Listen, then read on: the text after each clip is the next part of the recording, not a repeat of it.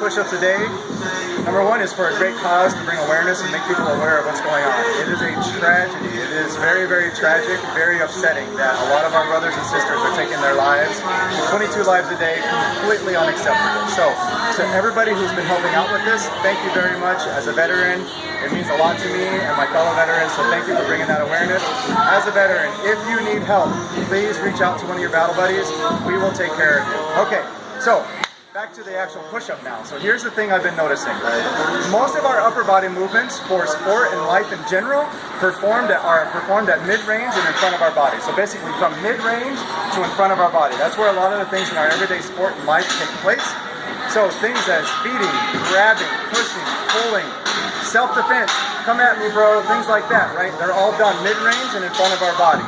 They all require stable shoulder position, proper bracing sequence of our midline, and that enters the push-up. The push-up is extremely fundamental. It's very foundational to our strength and starting strength and how we move forward. However, we need to have proper bracing, proper torque, and full range of motion. Those are very, very critical. When was the last time you went to throw a punch and you said, right? You're taking full range of motion. When was the last time you tried to push something and you said, oh, I'm just gonna push here? It doesn't happen. So we need to get full range of motion when we push.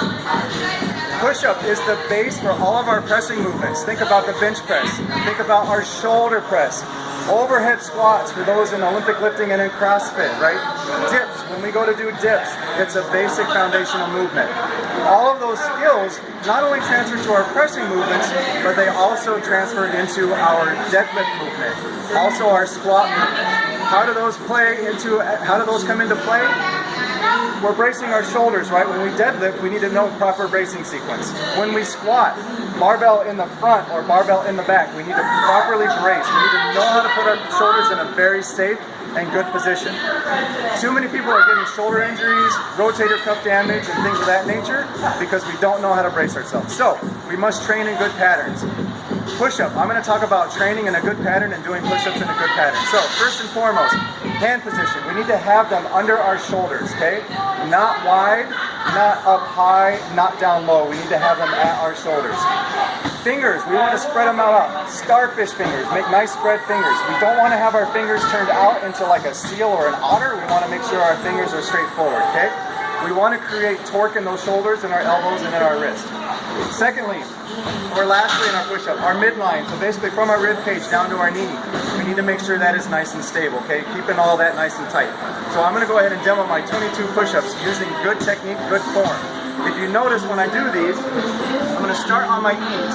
I'm going to put my hands under my shoulders so I have good placement on my wrist. And from here I'm going to screw my hands into the ground. So I'm creating torque in my wrist, shoulder, and elbows. Okay, from this position here, I'm then going to go ahead, kick back. My feet are together, my legs are tight, my rib cage is pulled down, glutes are squeezed. From here, I'm going to lower it all the way down, all the way up.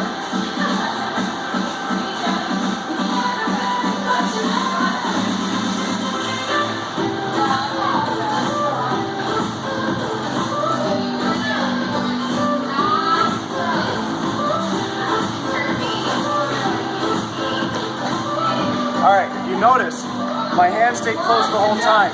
What they did not do, common fault. Fingers out. Again, this is that kind of that seal movement. When we're here, we kind of press into a really bad position. Another one, hands really wide. And then we try to do a push-up here, and we're not getting full range of motion, right? Really bad positions. So, how do you modify that? How do you scale it? One really, really great way to scale it, one of my all-time favorites, is you just take a little resistance band, loop it around so you have a small loop. Take this right above the elbows. Now from this position, you set up the exact same way, kick back into that nice position, lower yourself down, and then pop back up.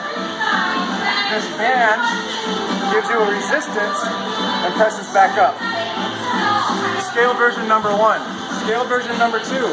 If you have a way to put a band across something about knee height, you can set up for your push-up the same way. In this position, you lower yourself down and then up. Great modification. Then finally, the last way to modify, hang a band from a pull-up bar. put this around your waist. Here, down and up. Very simple ways to modify your push-up. Remember, good bracing, continued good movement patterns will ensure that you survive with your push-ups and you survive in everyday activities in life. Thanks for watching. I apologize for the length. Take care.